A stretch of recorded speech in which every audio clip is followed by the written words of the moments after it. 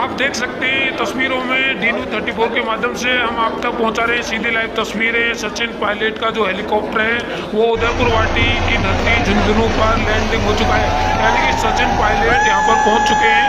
और आपको बता दें सीधी लाइव तस्वीरों के द्वारा यहाँ पर सचिन पायलट को देखने के लिए हेलीपैड के चारों तरफ लोगों का हुजूम उमड़ा हुआ है। ये जनता जनार्दन आप देख सकते हैं तस्वीरों में किस प्रकार से सचिन पायलट को देखने के लिए यहाँ पर लोग पहुँचे हैं, जहाँ पर आप देख सकते हैं कि हेलीपैड के चारों तरफ लोगों का हुजूम उमड़ा हुआ है।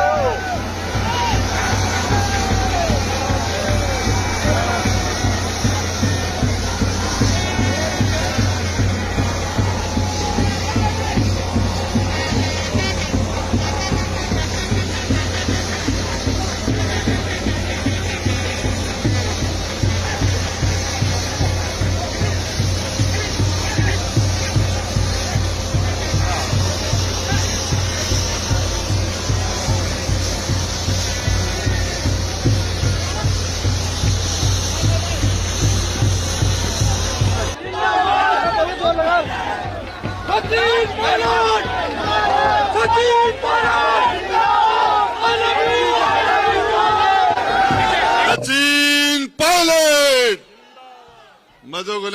सचिन पायलट, सचिन पायलट। अरावली की पहाड़ियों को गूंज जाना चाहिए। इधर से जितने भी मेरे नौजवान साथी बैठे हैं, सामने से बैठे माता बहन, सचिन पायलट, सचिन पायलट। जय बोलो भैरू जी महाराज की, जय बोलो बस्ती माता की, सचिन पायलट। पायलट साहब आगे बढ़ो, हम तुम्हारे साथ हैं। पायलट साहब आगे बढ़ो, हम तुम्हारे साथ हैं। पायलट साहब आगे बढ़ो, हम तुम्हारे साथ हैं। पायलट साहब आगे बढ़ो, हम तुम्हारे साथ हैं। सचिन पायलट जिंदाबाद।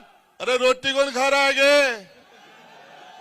खैस दो मीटर जम के, सचिन पायलट, जिंदाबाद, सचिन पायलट, जिंदाबाद, सचिन पायलट। जिंदाबाद। ये फैसला हकीकत में है। जब जब भी इस धरती के ऊपर जब राजा राम का राज तिलक हो रहा था और राजा राम का राज तिलक न होकर उनको 14 साल का वनवास हुआ, तो उसको हिंदुस्तान की जनता आज तक नहीं भूल पाई। वह जनता के दिलो दिमाग में बैठ गया कि राजा राम के साथ अन्याय हुआ। यह चीज बैठ गई जनता के अंदर। जब हस्तिनापुर के अंदर द्रौपदी का चीरहरण हुआ, तो हिंदुस्तान के जन जन के अंदर की पांडवों के साथ अन्याय हुआ। यह अन्याय जन जन के अंदर घुस गया। और मैं बताना चाह रहा हूं, इस राजस्थान की धरती पर मेरे नौजवान भाइयों, 100 में से यदि कोई 21 नंबर लाए तो फेल है या पास, और 200 में 21 लाए तो वो क्या है? वो क्या है? जो 200 में से 21 लाए वो तो सफल, और 21 को जो 100 बना दे वो निकम्मा, नकारा। इन आवाजों को, इस आवाज को कोई नहीं भूल सकता। हिंदुस्तान का नौजवान पायलट साहब समय रहता, ये पूरा हिंदुस्तान, ये राजस्थान शेखावाटी का नौजवान आपके फैसले का इंतजार कर रहा है। आलकमान फैसला करे वो मंजूर है,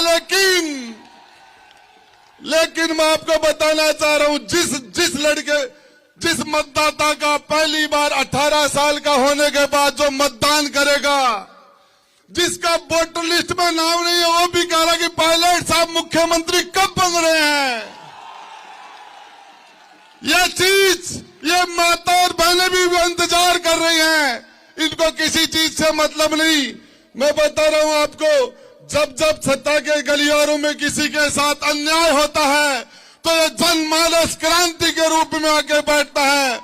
और एक ही चीज बताना चाह रहा हूं आपको, सच बात है कि ये सामने से जो ये हमारा सड़क है उधर, इस सड़क के ऊपर 10,000 नौजवान बैठे हैं।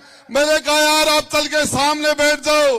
बोले सामने बैठने से पायलट साहब अच्छी तरीके से नजर नहीं आते, इसलिए मैंने मेरी बात आज तक इन्होंने नहीं टाली, मेरी बात को कभी भी डिनाई नहीं किया। लेकिन पहली बार मैंने कहा बोले साहब, गुड्डा साहब, पायलट साहब यहां से अच्छी तरह नजर आ रहे हैं, इसलिए हम तो यहीं बैठेंगे, हमारे वहां से पायलट साहब दिखते नहीं है।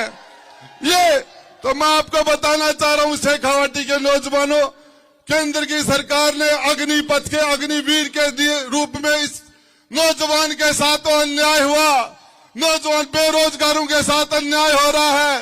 पेपर जब आउट होते हैं तो नौजवान निराश हो जाता है और एक ही उम्मीद करके साथ की हमारे 70% नौजवानों की आवाज कोई व्यक्ति बनेगा, सचिन पायलट साहब आएंगे तो उस टाइम हमारे साथ न्याय होगा।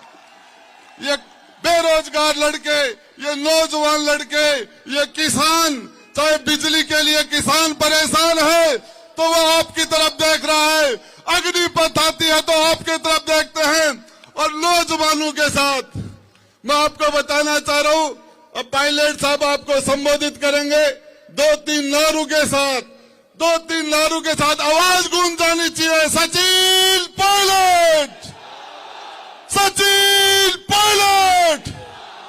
उधर से आवाज नहीं आ रही है, सामने से उधर से सचिन पायलट, सचिन पायलट। पीछे से आवाज नहीं आ रही है, सचिन पायलट। डबल बस्ती माता की। लेकिन जो किसान के दर्द को नहीं समझ सकता, जो किसान की मुश्किल को नहीं समझ सकता, वो सिर्फ भाषण दे सकता है। और मैं ये बात बार बार बोलता हूं, जब तक किसानों के बच्चे, गरीब के बच्चे उन कुर्सियों पर नहीं बैठ जाएंगे जहां से इस देश की, प्रदेश की नीतियां लागू होती हैं, तब तक देश का कल्याण, प्रदेश का कल्याण नहीं हो सकता। जिसको पता होगा कि मुझे बैंक से अगर 50,000 रुपए का लोन लेना है, उस किसान की चप्पल घिस जाती है, जूती घिस जाती है बैंक के चक्कर काटते काटते। 2 बार क्लर्क मिलेगा, बोलेगा अटैच करके लाओ, नोटराइज करके लाओ, ये प्रमाण पत्र दो, क्या गिरवी रखोगे, 10 चक्कर काटेगा, फिर किसी दलाल को 2-5 हजार रुपए पकड़ाएगा, तब जाके उसको मिलेंगे 50,000 रुपए। ये हकीकत बनी है देश की व्यवस्था के अंदर।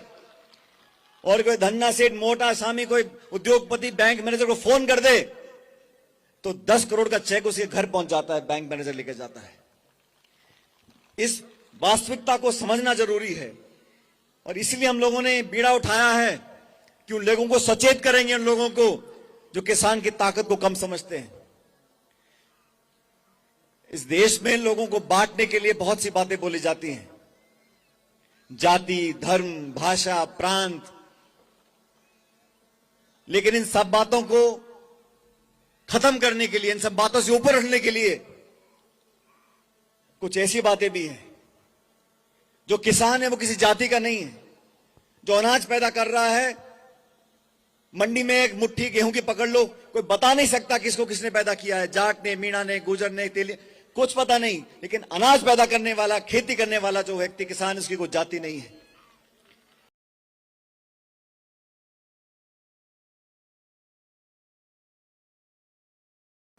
जवानी और किसानी, ये जात पात, धर्म, भाषा, लिंग, प्रांत, इन सब बातों से ऊपर उठकर है।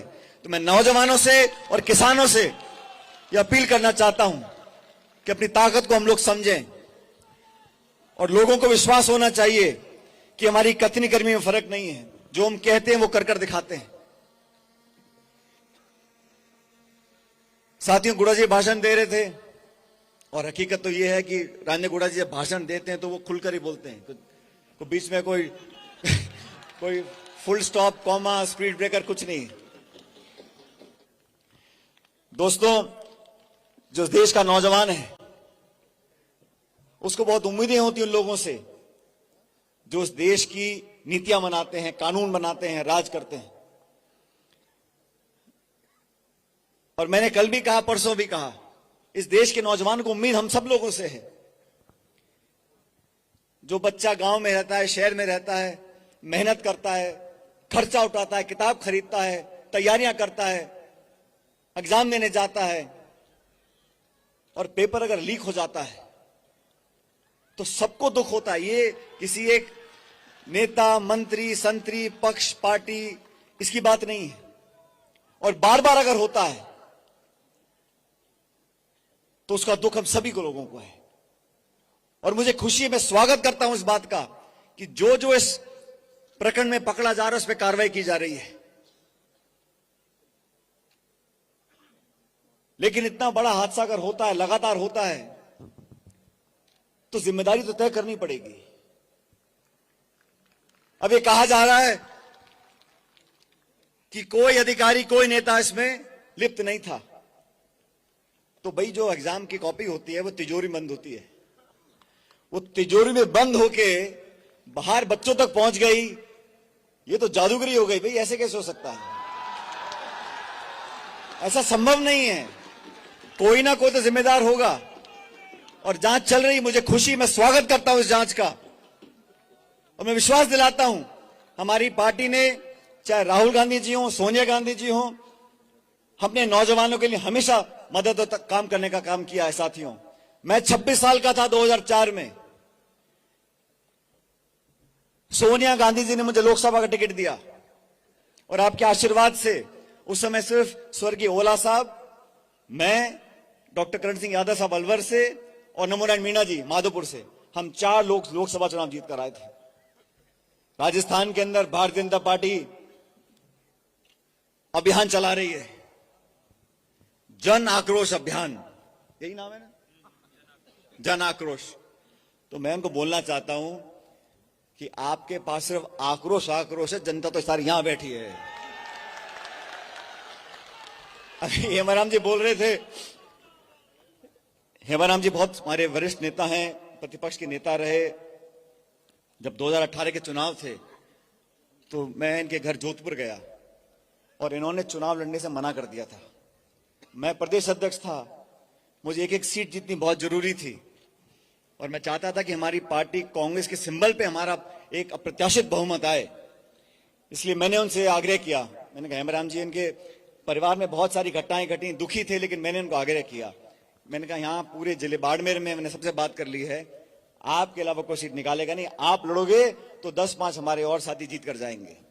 और सच में इन्होंने मेरे आग्रह, मुझे लगता है मेरे आग्रह पर मेरी बात को स्वीकार किया और जीत कर आए 2018 के चुनाव के अंदर। जिन 5 सालों का आप जिक्र कर रहे थे, ओला साहब ने भी बोला, हेमाराम जी ने भी बोला, हमारी पार्टी के मात्र 21 विधायक रह गए थे 200 में से 2013 के चुनाव के अंदर, और 2 मंत्री जीते थे मेरे ख्याल, एक तो ओला साहब जीते थे और एक मालवीय जी जीते थे। हमारी पूरी कैबिनेट हार गई थी। उस विपरीत परिस्थिति में मुझे सोनिया जी ने, राहुल गांधी जी ने कांग्रेस पार्टी का अध्यक्ष बनाकर, जब मैं दूसरे टाइम दिल्ली में केंद्र का मंत्री था, तो बहुत लोगों ने मुझे कहा ये काम अभी फायदे का नहीं है, यहां कांग्रेस का सुपड़ा साफ हो चुका है, 21 पे रह गई है, और देश जब से आजाद हुआ है तब से आज तक कभी 21 पे हम नहीं रहे। तो उस समय मुझे ये जिम्मेदारी दी गई, मैंने सब कुछ छोड़कर तमाम नेताओं, कार्यकर्ताओं को इकट्ठा करने की कोशिश की और आप सबके सहयोग से 5 साल मैंने, हमारे जो कार्यकर्ता हैं प्रदेश भर में, अगर किसी के शादी ब्याह में मैं नहीं पहुंच सका, अगर कभी दुख घर में किसी के हुआ, मैं वहां पहुंचने की मैंने पूरी कोशिश की, लोगों को जोड़ने की कोशिश की, और उस मेहनत से हम सबको साथ लेकर चले, हमने सरकार बनाई। और मैं हमेशा उन लोगों ने, जिन लोगों ने संघर्ष के समय सड़कों पर अपनी जेब से पैसा खर्च कर, छोटे छोटे कार्यकर्ताओं ने संघर्ष किया, धरने किए, जुलूस निकाले, प्रदर्शन किए, लाठियां खाई, जेल में गए, उन सब कार्यकर्ताओं के मान सम्मान के लिए मैंने हमेशा संघर्ष किया, आज भी कर रहा हूं और हमेशा करता रहूंगा। वो लोग जिन्होंने अपनी नहीं देखी, शासन से टकरा गए, पुलिस प्रशासन से टकरा गए, लेकिन फिर भी पार्टी का दामन नहीं छोड़ा, पार्टी के लिए काम करते रहे, उन लोगों को मान सम्मान मिले। हर व्यक्ति को, हर कार्यकर्ता को पद नहीं मिल सकता, लेकिन उसकी भागीदारी हो सकती है, उसको मान सम्मान मिल सकता है, उसकी पहचान हो सकती है। हमारी सरकार बनी 4 साल हो गए, बहुत से लोगों को नियुक्तियां दी हैं और मैं स्वागत करता हूं, लेकिन जिन लोगों ने सरकार बनाने के लिए, पार्टी के लिए खून पसीना सब कुछ लगाया, उन लोगों के साथ साथ प्रदेश में बहुत से हमारे ऊंचे अधिकारी हैं। जो अधिकारी हमारे सरकार में काम करते हैं, उन्हें फर्क नहीं पड़ता कि राज कांग्रेस का है, बीजेपी का है, वो तो राज की नौकरी करते हैं। उन लोगों को भी अगर हमें अपॉइंटमेंट देना है तो अनुपात बेहतर होना चाहिए। उन्हें गुमा है कि हमारी उड़ान कुछ कम है, उन्हें गुमा है कि हमारी उड़ान कुछ कम है, और मुझे यकीन है कि आसमान कुछ कम है। 36 कौम के लोगों के साथ मिलकर एक बेहतर राजस्थान बनाना है। सरकार दोबारा हम लोग बनाएंगे, लेकिन मैं आपके साथ एक नारा लगाऊंगा ताकि जो प्रस्ताव हमने पारित किया है उसकी गूंज दिल्ली तक सुनाई दे। जोरदार नारा देना, जय जवान, जय जवान। ये आखिरी नारा है, लगना चाहिए कि यहां शेखावटी से नारा गया है, जय जवान। बहुत बहुत धन्यवाद, जय हिंद, राम राम साहब। उसका स्वागत, अभिनंदन।